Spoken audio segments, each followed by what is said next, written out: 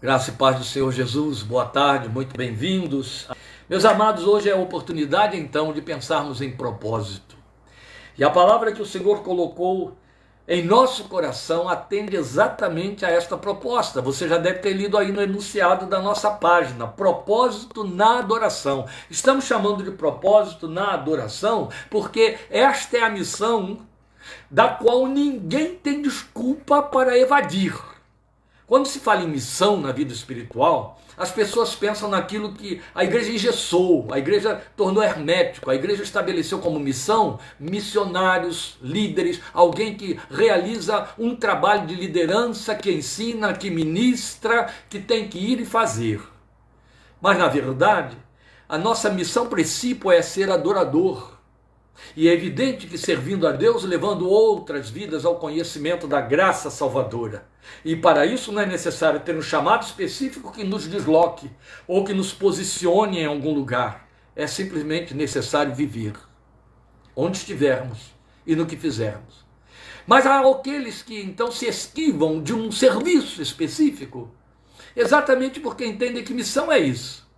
No entanto, uma vez que a gente entende e deve entender que o que pesa sobre nós, o fundamento da nossa redenção e alcance pela cruz para o Cristo, pelo Cristo de Deus para o reino do seu amor, é sermos adoradores, e feitos adoradores não tem para onde escapar, não há quem se esquive.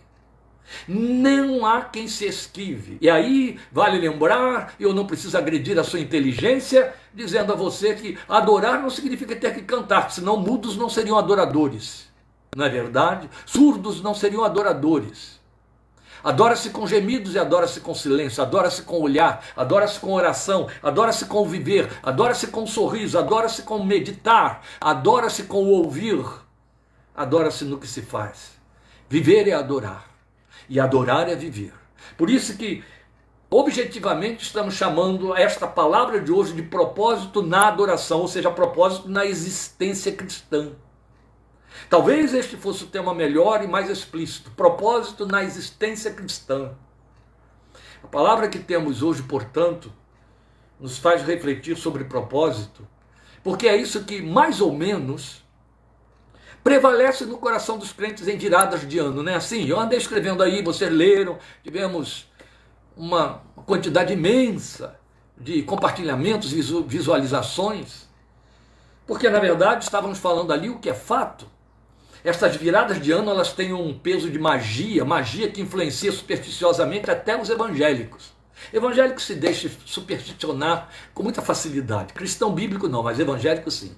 E aí existe uma diferença, viu, muito grande, meus irmãos, cada dia mais sensível, cada dia essa distância estará mais nítida entre evangélico e cristão bíblico. O abismo vai se abrindo cada vez mais abertamente. Fica atento, fica atento. Pois bem, aí eu estive considerando isso ali, que nessa virada nós ficamos muito impregnados e influenciados, e até mal influenciados, supersticiosamente. Mas levando para o lado da piedade, a gente pensa em propósito de vida. Isso aí é válido para qualquer um, até para quem não tem trânsito nas vias religiosas, espiritualizadas. O empresário, o empregado, o chefe de casa, de uma família, a dona de casa, o estudante, o professor, quem quer que seja, na virada de ano pensa em propósito. Por respeitar a si mesmo, pensa em propósito, um novo propósito. E o propósito é sempre pensando em alguma coisa melhor, fazer melhor, errar menos, acertar mais, ganhar mais. Há uma infinidade de propósitos, e propósito é propósito. Por isso que é bem pertinente falarmos em propósito na primeira mensagem de nossas lives no ano de 2025. E para falar sobre propósito, então eu convido você a ler o texto que está aí, de 1 Timóteo, primeira carta de Paulo a Timóteo, capítulo 1, versículos 12 a 17. Vamos correndo aí na nossa Bíblia, porque nós vamos pregar uma mensagem expositiva, e então você vai ter de acompanhar versículo por versículo, não é temática, você fica só trabalhando com... Não, é expositiva. Você tem que acompanhar o texto para poder entender. Melhor ainda se estiver lendo na versão que eu estou usando, porque fica mais claro para você. 1 Timóteo, capítulo 1, versículos 12 a 17, é o texto que leremos. Estarei orando e de imediato ministrando para os nossos corações a palavra que Deus nos deu para esta tarde, sem detença.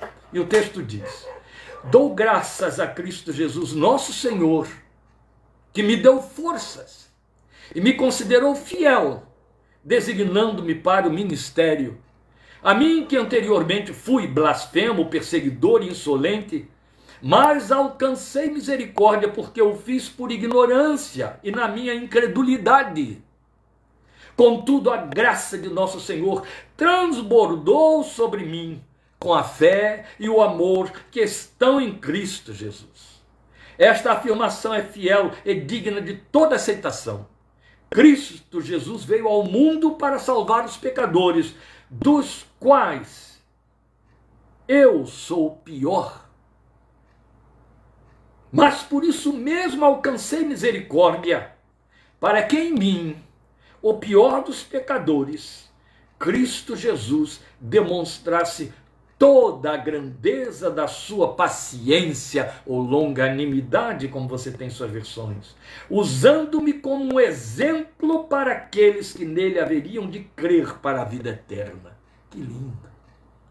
Ao Rei eterno, o Deus único, imortal e invisível, sejam honra e glória para todos sempre. Amém. E amém é a palavra com que a gente começa a oração desta tarde.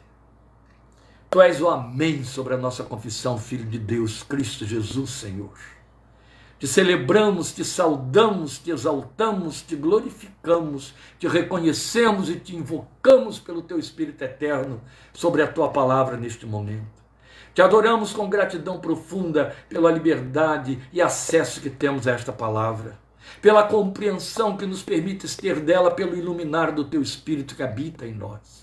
Obrigado porque ela tem tudo a ver conosco, com a nossa fé, com o que confessamos. Obrigado porque não procuramos nela razões para a nossa fé. Ela é a razão que dita a nossa fé. Aleluia, glória ao teu santo nome.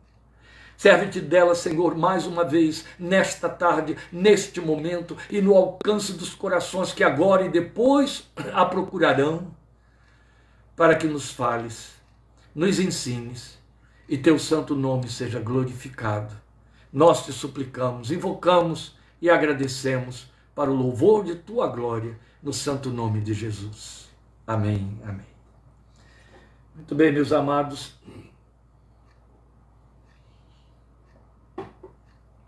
Você já entendeu, por essa prévia que eu estive fazendo aqui, na introdução da nossa abordagem, que nós fomos salvos para servir e adorar.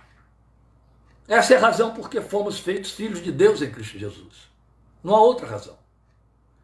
Sempre que você encontra púlpitos sedutores, fazendo as pessoas entenderem que o evangelho está convergindo para que elas sejam bem-sucedidas nesta vida, você tem um enganador lá e um enganado do outro lado. Você tem um falso evangelho ou um evangelho sendo manipulado para satisfazer coração de pessoas que não estão sendo levadas a terem um encontro com a cruz, a serem confrontadas com sua vida errada, mesmo porque o ser humano não admite mais a possibilidade de ser pecador e de estar errado. E, na verdade, ninguém o faz, a não ser por obra do Espírito de Deus. Só quando o Espírito convence é que a vida, o homem e a mulher se dão conta de que precisam de um Salvador, e de um Salvador para perdoar seus pecados, para dar-lhes vida eterna, para transformá-los em nova criatura, em filhos de Deus, e lhes dar esperança que vá para além do sol. De resto, manipula-se com a fé para levar as pessoas a ficarem cheias de esperanças temporais, que precisam se renovar de contínuo, insatisfatoriamente sempre, impregnando as orações de buscas por respostas e soluções, respostas e soluções, com uma insatisfação que vai crescendo como um cancro dentro da alma, e no momento certo eclode e leva para o absurdo, para a tonicidade, para a incredulidade, para a destruição, para a perturbação, para a murmuração. Eu encontro crentes veteranos, crentes que têm gastos dezenas de anos no evangelho, questionando, mas por que isso está me acontecendo? Por que Deus não resolve esse meu problema? Por que eu estou sofrendo desse jeito? Porque lá no fundo, o que aprendeu, ou em que se agarrou foi, Deus foi feito para me servir, para fazer com que tudo corra bem para mim, como se também por detrás de tudo houvesse um entendimento inconsciente dizendo, você é muito bom, você merece tudo. Logo, Deus tem que te paparicar e sempre aliviar, e sempre anestesiar, e sempre resolver os seus problemas. Há um evangelho errado aí dentro. E isso custa um preço muito caro. Fomos feitos filhos de Deus em Cristo Jesus para sermos adoradores.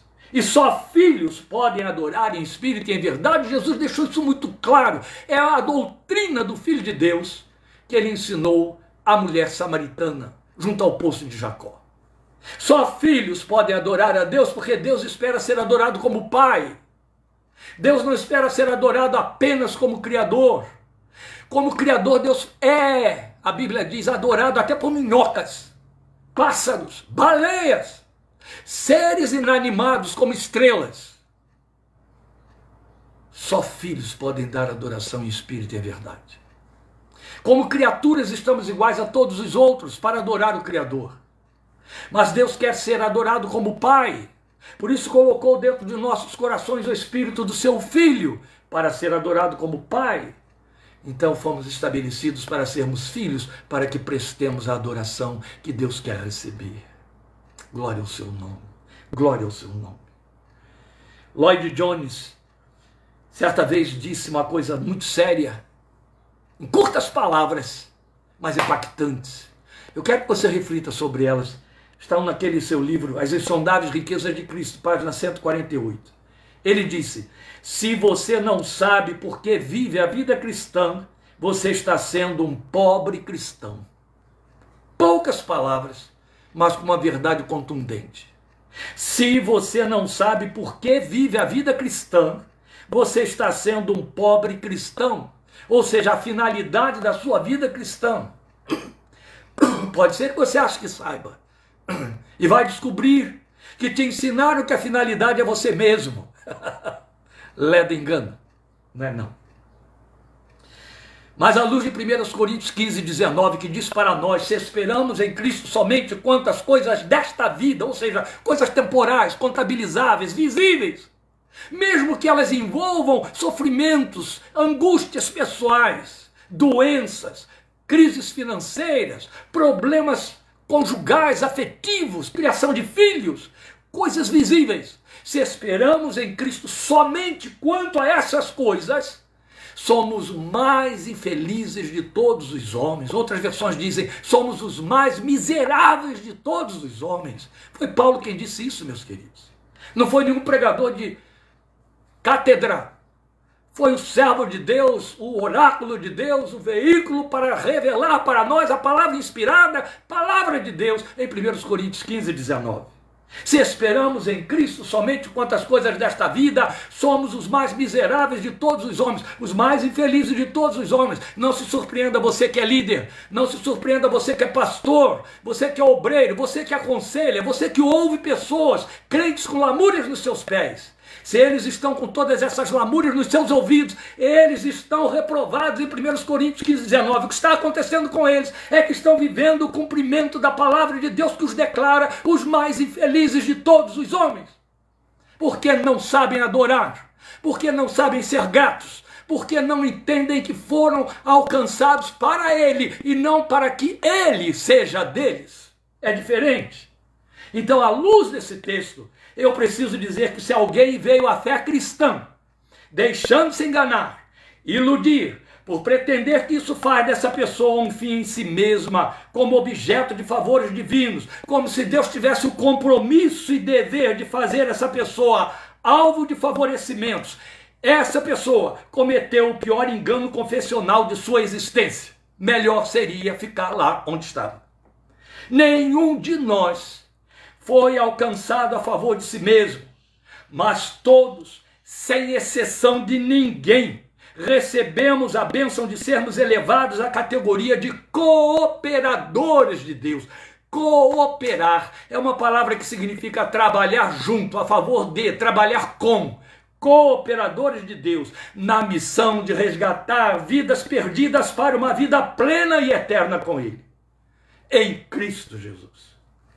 Mesmo as bênçãos que se materializam como curas, solução de problemas, elas visam ao propósito supremo do serviço cristão, meus queridos. Quando Deus te cura, quando Deus te dá resposta a uma queixa, Ele não fez para que haja uma solução simplesmente. Ele fez para te desembaraçar, para te livrar, para te aliviar, para que você continue servindo, fluindo, fazendo, realizando. Entende? Quem pretende que o Evangelho é uma porta de oportunidades, errou seriamente de endereço na fé. O Evangelho é porta de serviço, é porta de compromisso espiritual, militando com valores e ferramentas espirituais. E eu vou lhe dizer algo, no fechamento dessa introdução, antes de abordar o texto, ainda não o abordei, que eu gostaria que você fixasse. Não fomos chamados para nos servirmos de Deus, e sim para servirmos a Deus. Se você até hoje entendeu diferente, você precisa de uma conversão real. Você precisa se tornar um cristão bíblico, não um cristão de igreja. É fácil nos dias de hoje, com essas igrejas circenses, ser crente. É muito fácil. É muito fácil frequentar culto. Tem para todos os gostos. Alguns lugares é um verdadeiro circo.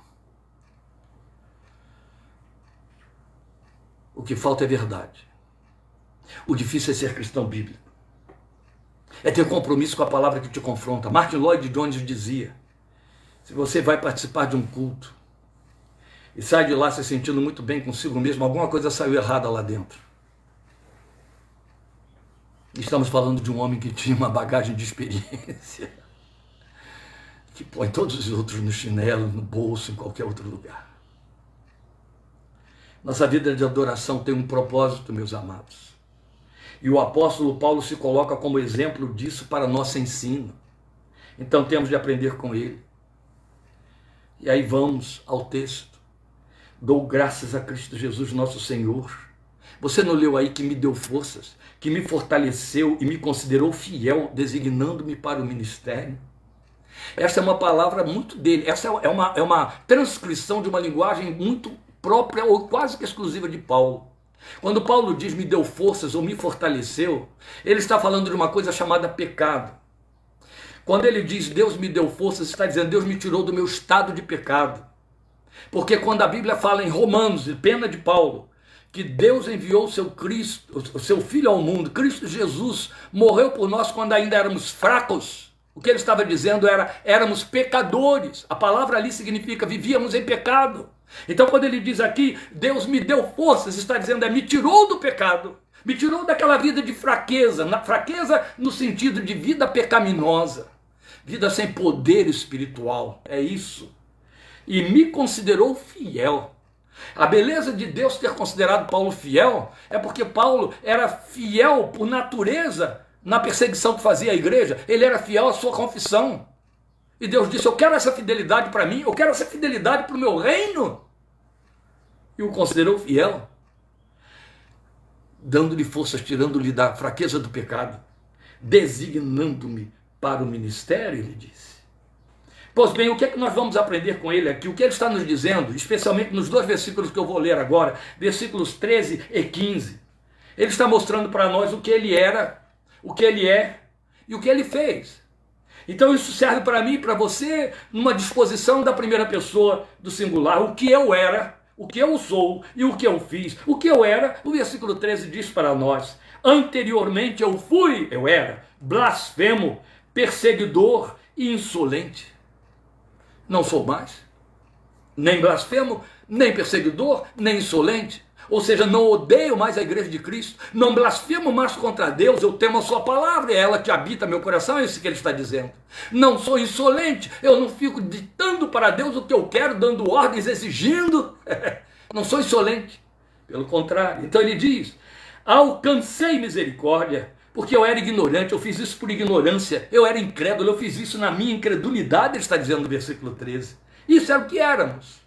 Éramos blasfemos, perseguidores, insolentes, desprovidos de misericórdia, ignorantes e incrédulos. Este é a radiografia perfeita da nossa vida espiritual aos olhos de Deus.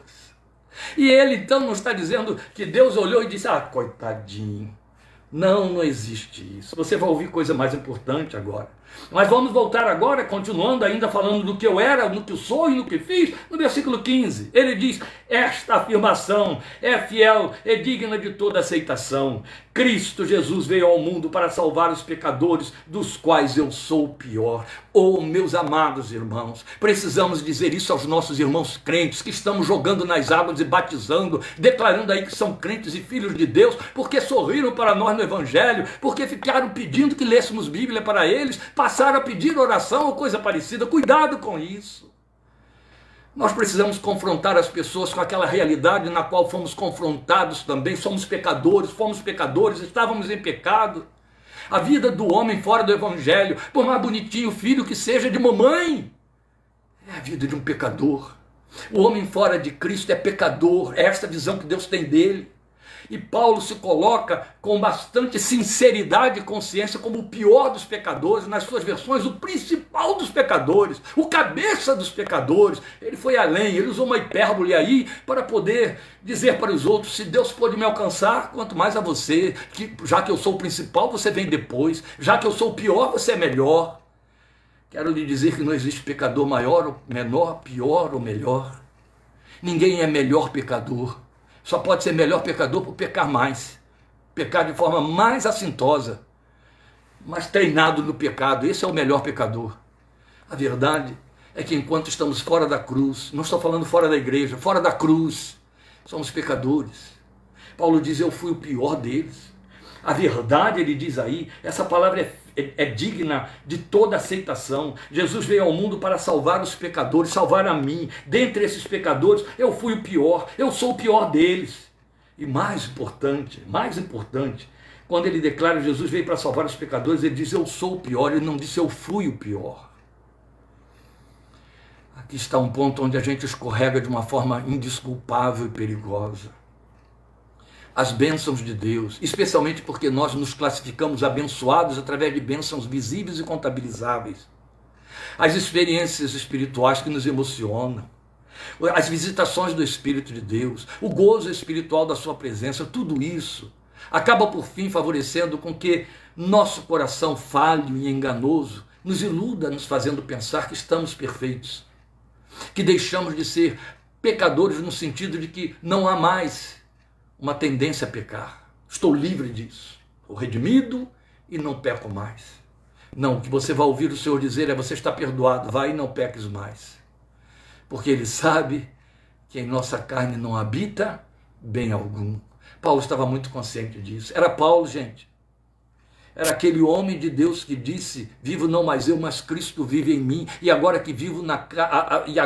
a vida que vivo na carne, vivo-a pela fé no Filho de Deus, o qual me amou e se entregou a si mesmo por amor de mim. Ele diz, eu sou o pecador, eu sou o pior dos pecadores. Ele não se deixava enganar. O tempo todo ele estava vigiando, sabendo, basta que eu acarinhe a minha carne, ela me arranca para o abismo. Eu sou o pior dos pecadores.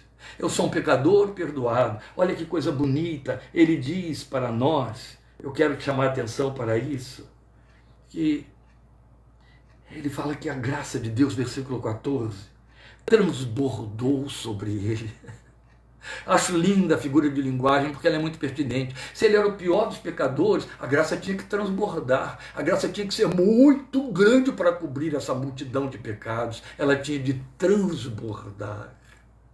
Que linda linguagem, que sabedoria no uso das palavras, que consciência profunda de ser pecador e de ser perdoado.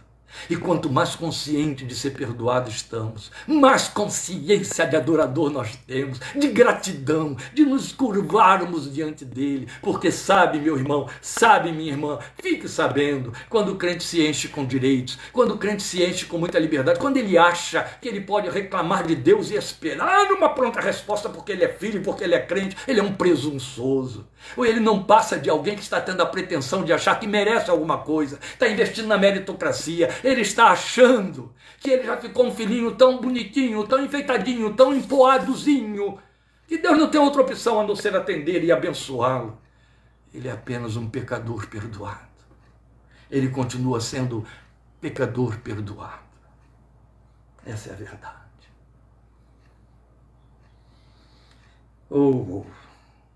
Se eu não estivesse aqui diante de uma tela pública, eu daria uma ilustração muito fácil de entender. Eu gosto de ilustrar não vou dizer isso aqui, claro, mas eu gosto de ilustrar esse conceito da nossa visão pessoal de pecador perdoado com o bebê.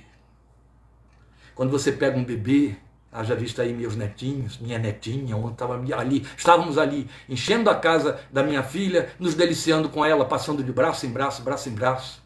Você cheira o bebê, que cheirinho gostoso, que cheirinho de talco, que cheirinho de criancinha lavada. Há um momento em que aquela criancinha não fica cheirosa.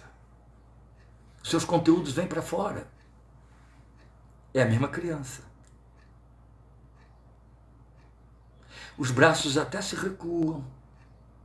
As pessoas já não querem mais dar o cheirinho. Somos nós. A graça vem e nos lava. Mas Jesus já disse que o que sai de dentro do homem é o que o contamina. E aí ele vai falar daquilo que ele fez, e aí eu sou porque ele fez. Versículos 12 e 13. No 12, por onde eu já passei, o que ele disse? Ele me deu forças e me considerou fiel, designando-me para o ministério. O que ele fez? Ele me tirou da fraqueza do pecado, do domínio do pecado, do império das trevas. Ele fez a obra dele, ele me justificou, ele me santificou, ele me glorificou em Jesus, ele botou o espírito da sua santidade dentro de mim, o espírito da filiação, ele me deu o seu carimbo, o seu rótulo, a sua marca registrada, é meu, é minha. Ele fez a sua obra, ele me chamou, ele me escolheu, e me selou com seu espírito, botou o seu carimbo. Sabe aquela linguagem de Efésios 1, 13 e 14? O Espírito é o penhor da herança de Deus, pelo qual nós fomos selados, e Ele é esse penhor dessa herança até o dia da eternidade. Lá está o carimbo de Deus, dizendo é minha propriedade, linguagem de que Pedro vai se servir com muita autoridade, na primeira carta, capítulo 2, versículo 9, dizendo que nós somos propriedade exclusiva de Deus. Lá está o carimbo, é meu, me pertence. Não adianta virem outros tentando contrabandear a mercadoria. Não adianta virem outros dizendo é meu, botando outras coisas lá em cima, cobrindo com capas. Deus sabe achar a sua marca. Lá está a marca da cruz, a marca do sangue. Lá está o Espírito dizendo Abba, Abba, Abba. Aleluia. Oh, isso foi o que ele fez. Ele me tirou da fraqueza do pecado. E ele me declarou fiel e me fez uma designação.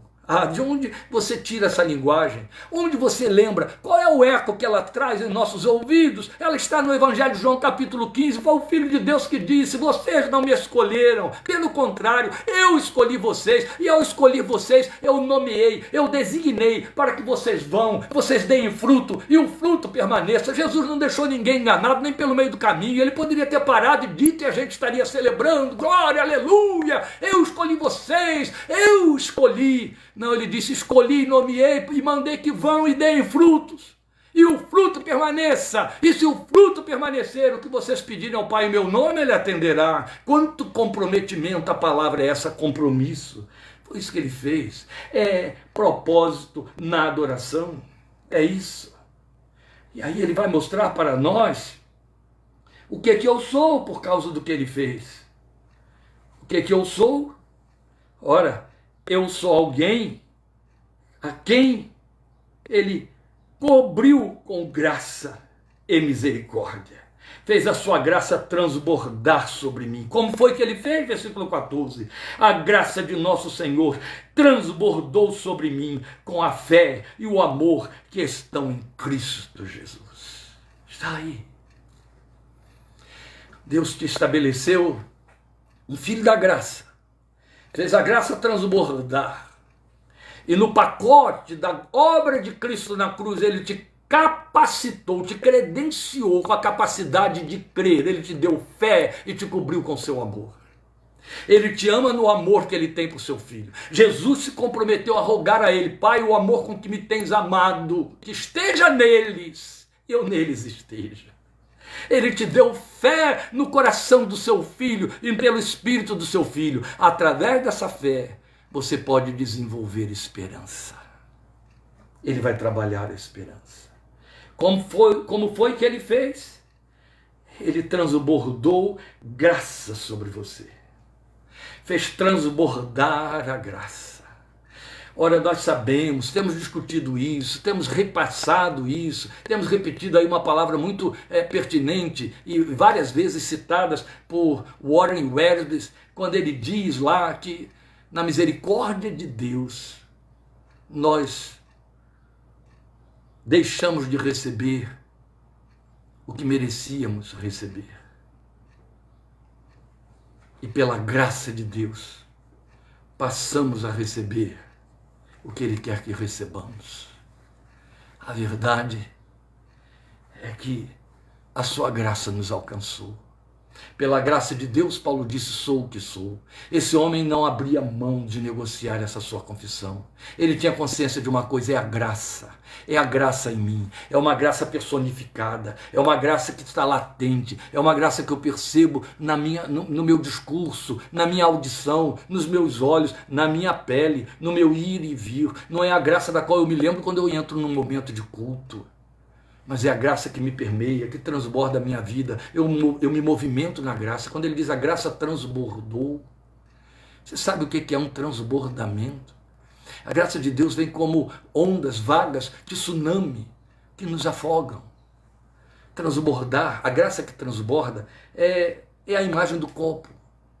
Você tem um copo que você pode encher, mas se você enche o copo além da sua medida, o copo transborda. O que Paulo diz é que Deus me deu uma graça que foi além da minha capacidade de absorvê-la. Ela transborda em mim, então ela não só me preenche, ela vem pelo lado de fora. Ela está pelo lado de fora também. Ela me molha toda, ela me encharca, eu estou todo absorvido dentro dela. Há aqueles que fazem da graça um ato de confissão. A graça não é credo confessional. A graça é uma realidade experiencial. A graça é alguma coisa que você vive, a graça é uma realidade espiritual, uma verdade espiritual que você vive no seu comportamento. Não é apenas na sua consciência espiritual, é no seu comportamento. Você é filho da graça, e filho da graça transmite graça. Por isso é que Paulo nos ensinou a dizer uns aos outros: graça e paz, graça e paz, graça vos sejam renovados, graça de Deus sejam sobre vocês. Você transmite a graça que está no seu coração. Foi isso que ele fez a graça transbordar sobre você, te encharcou por dentro e por fora. Mas o que ele vai mostrar para nós, que é com que a gente vai fazendo o fechamento da nossa consideração e meditação em cima desse texto, está no versículo 16. É o propósito de toda esta palavra de hoje. Para o que ele o fez? Para o que ele fez o que lemos nos versículos 12, 13, 14 e 15. Para que ele fez? O texto é claro no versículo 16. Mas para isso mesmo, alcancei misericórdia, para que em mim, o pior dos pecadores, Cristo Jesus demonstrasse toda a grandeza da sua paciência, usando-me, grave este verbo de que ele usou aí com autoridade, meus amados, usando-me como um exemplo para aqueles que nele haveriam de crer para a vida eterna. Este foi o propósito com que ele te alcançou. Eu vou ler o versículo 16. Eu vou repetir a leitura do versículo 16 uma vez, duas vezes, três vezes. Eu quero encharcar a sua mente com a verdade do versículo 16. Eu quero que ele ilumine no seu coração. Eu quero que ele domine o seu entendimento, que ele impregne os seus neurônios e a sua alma agora. Mas por isso mesmo alcancei misericórdia. Por isso mesmo, o que ele quer dizer? Porque sou o pior dos pecadores. Exatamente porque sou o pior dos pecadores, eu alcancei misericórdia. Se eu fosse santo, Jesus não teria me salvado. Se eu fosse justo, bonzinho, o melhor marido, o melhor pai, o melhor filho, o melhor funcionário, o melhor cidadão, eu não ia precisar da graça de Deus, nem da misericórdia de Deus. Jesus deixou isso muito claro. Os sãos não necessitam de médico. Eu não vim chamar justos, mas pecadores ao arrependimento. Paulo diz exatamente porque eu sou o pior dos pecadores. Alcancei misericórdia. Porque sou o pior dos pecadores, a misericórdia me alcançou. Porque sou o pior dos pecadores, Deus olhou e disse, não tem jeito para ele se não for eu. Se não for eu, não tem volta. Quem acha que existe algum meio termo? Quem acha que existe ainda alguma solução? Quem acha que existe uma forma de consertar a própria vida, de torná-la melhor, de se tornar, ou aquele que se aplaude a si mesmo dizendo, todo mundo à minha volta errado, eu tenho a palavra certa, eu sei o que está correto. As pessoas é que não me entendem. Não precisa da cruz, não precisa de Cristo, não precisa de Deus, não precisa de céu, não precisa de vida eterna. Salve-se a si mesmo. Na verdade, estamos cercados deles. Estamos cercados de homens e mulheres que entendem que não pecam, que não vivem em pecado. O que eles chamam de pecado é aquilo que a lei humana diz, isso está errado, paga tal multa. Aí, porque tem que pagar uma multa, porque tem de responder diante de um tribunal, porque tem de responder a um processo que um advogado lhe impinge, aí ele entende, ou foi mal. Mas pecado não é. É uma transgressão, mas não é pecado. Pecado é ser. O fazer é mera consequência. Então, meus amados irmãos, Paulo diz claramente, eu alcancei misericórdia, porque Deus viu que eu era o pior dos pecadores. Enquanto o homem não se vê pecador, enquanto o homem atribui ao ambiente, às circunstâncias, a uma infelicidade, a uma má sorte, a uma má vivência, a uma má formação parental familiar, as desditas que ele sofre, enquanto ele se vê apenas como consequência de uma circunstância ou circunstâncias várias que redundaram em algum prejuízo para ele, ele não precisa de Cristo, ele não se vê pecador. Mas quando ele começa a ver que ele é o seu próprio mal, ele é o seu próprio desse caminho, que a vida que ele recebe aplauso, que todos elogiam, que acham muito bonita, na verdade, não está nem na sombra da cruz e não conta para Deus, pelo contrário, sobre ela repousa o espírito da ira de Deus e não da glória.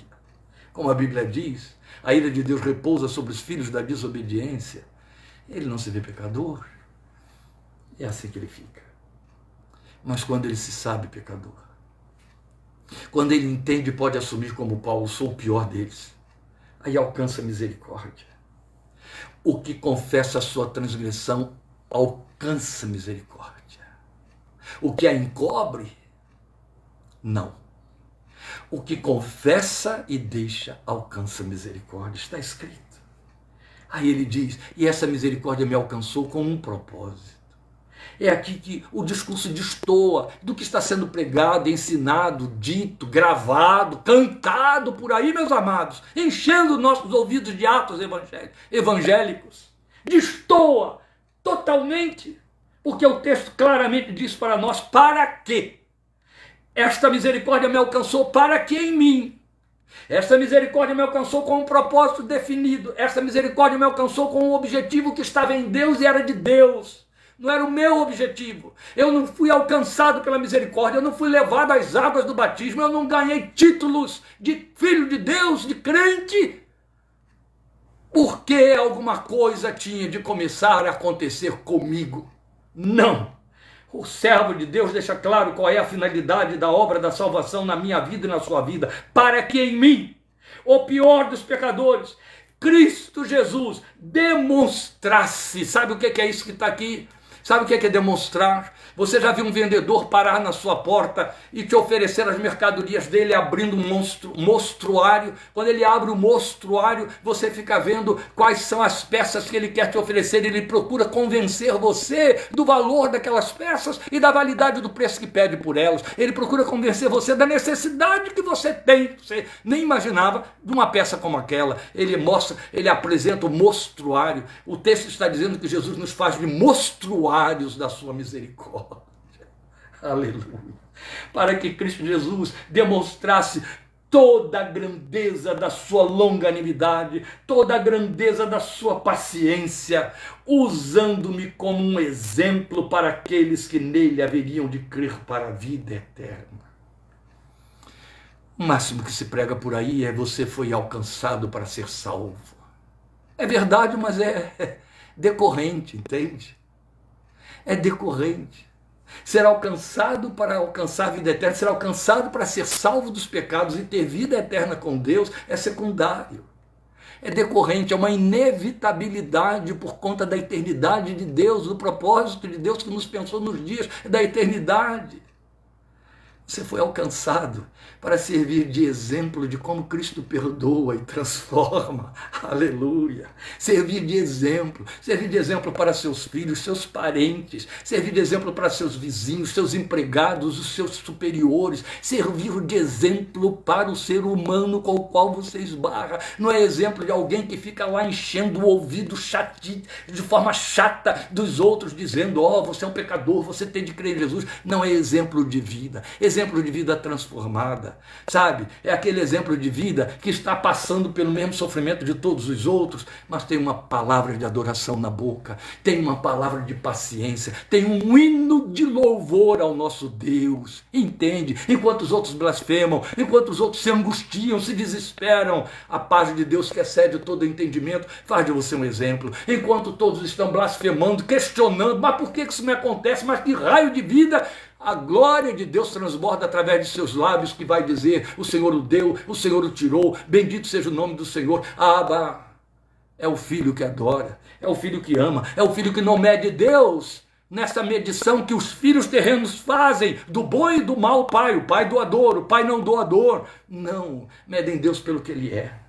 E a verdade é que ele então nos torna exemplo para que outros conheçam a sua longanimidade, a sua graça. E aí, esse homem de Deus não tem outra coisa a fazer a não ser aquilo para o que ele sabe que foi chamado: adorar. É o que o versículo 17 mostra para nós. Ele então irrompe numa adoração, consciente destas coisas, não lhe resta outra coisa a fazer a não ser adorar. E então ele adora ao Rei eterno, o Deus único, imortal e invisível. Sejam honra e glória para todos sempre. Amém. Eu finalizo chamando a sua atenção para o significado dessa doxologia, dessa adoração de Paulo. Quando ele está irrompendo na adoração, ele confessa o senhorio do Deus eterno como Rei. Ele não poderia ter dito ao Pai Celestial, ao Deus Criador. Tudo isso seria verdadeiro, mas ele começa invocando Deus como Rei, o soberano. Ele diz: Rei eterno.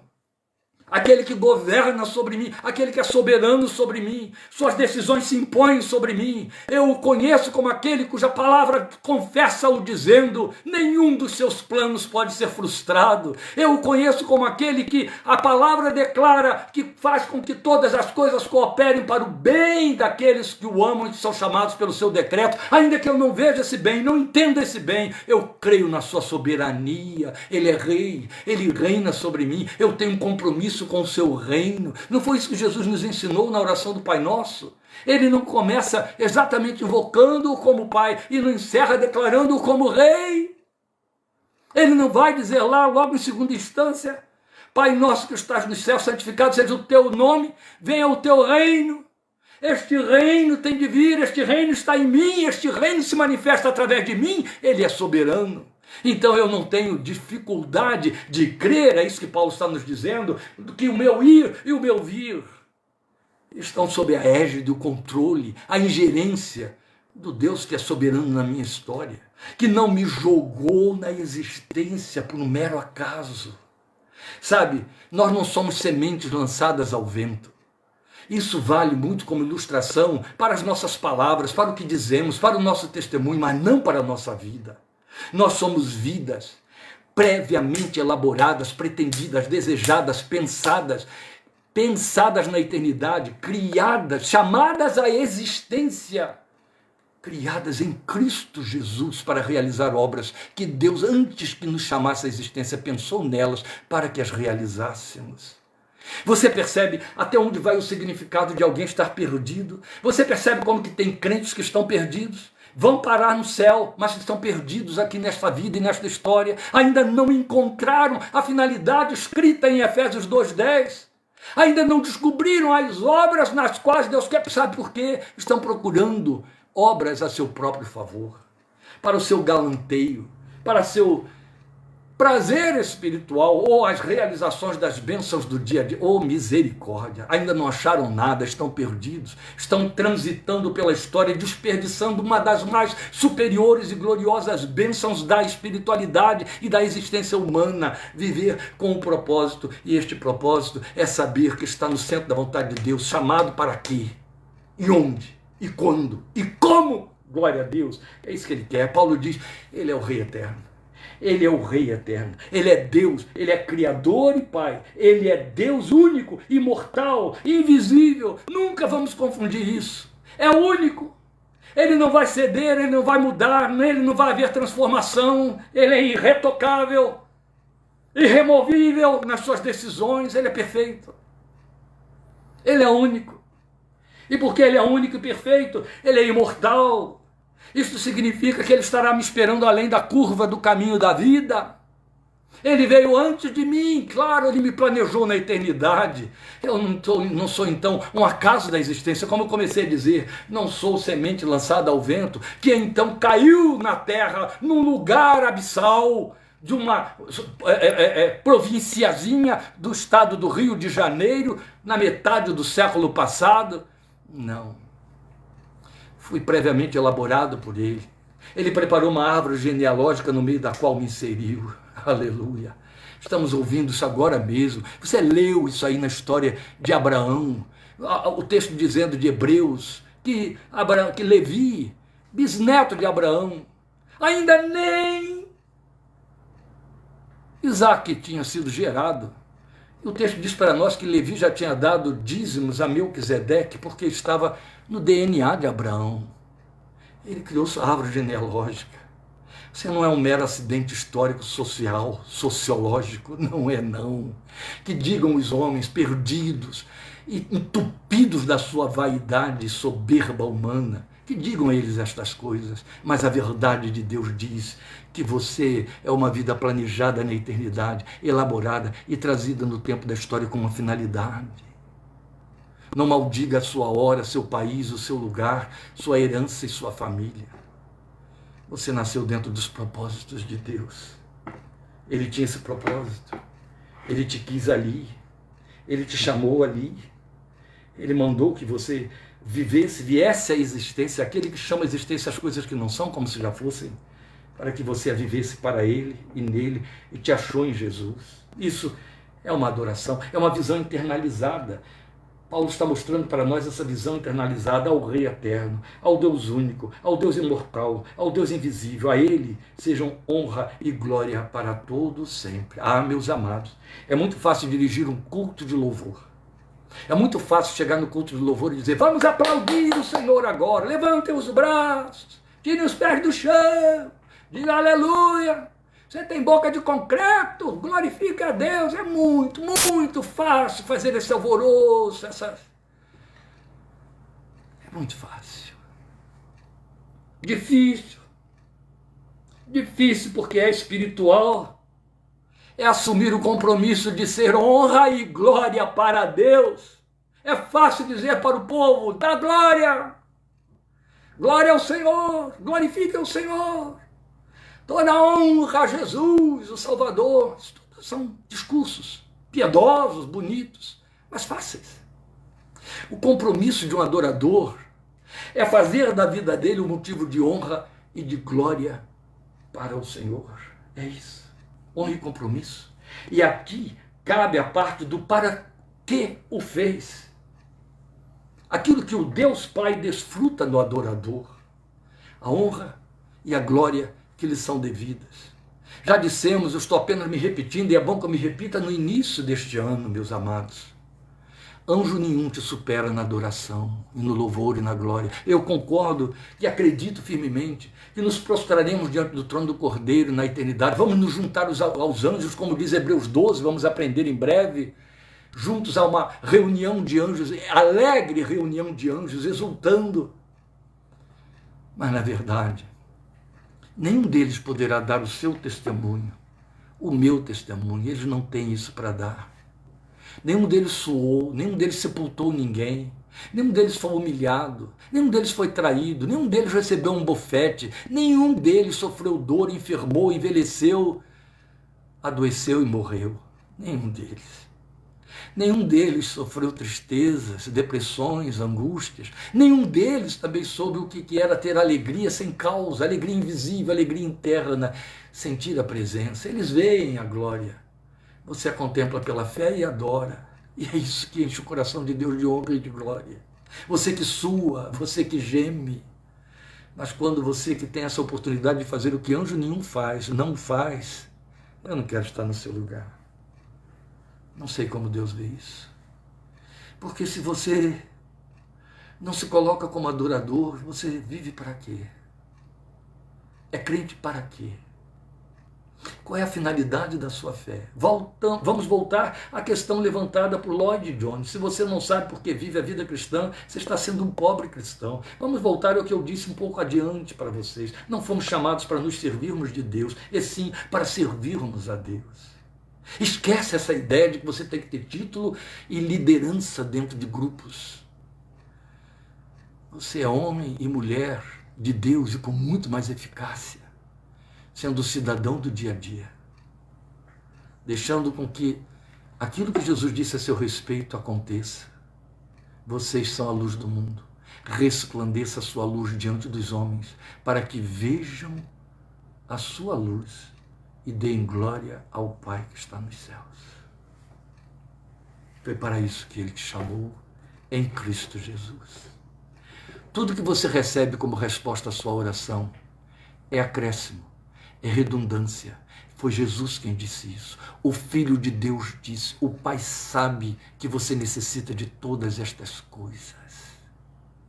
Busque o seu reino em primeiro lugar e todas elas lhe serão acrescentadas. São acréscimos. E quando o crente visa o acréscimo e esquece a prioridade, está fora da posição, nem direito de ter título de crente tem.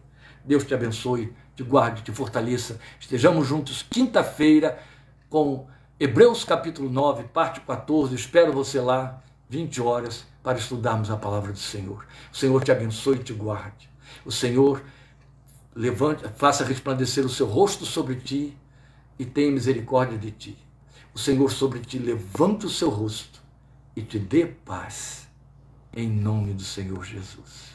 Obrigado por sua companhia, participação, que esta palavra te dê um choque de realidade que ecoe ao longo de todo este ano de 2025 na sua vida, em nome de Jesus. Amém.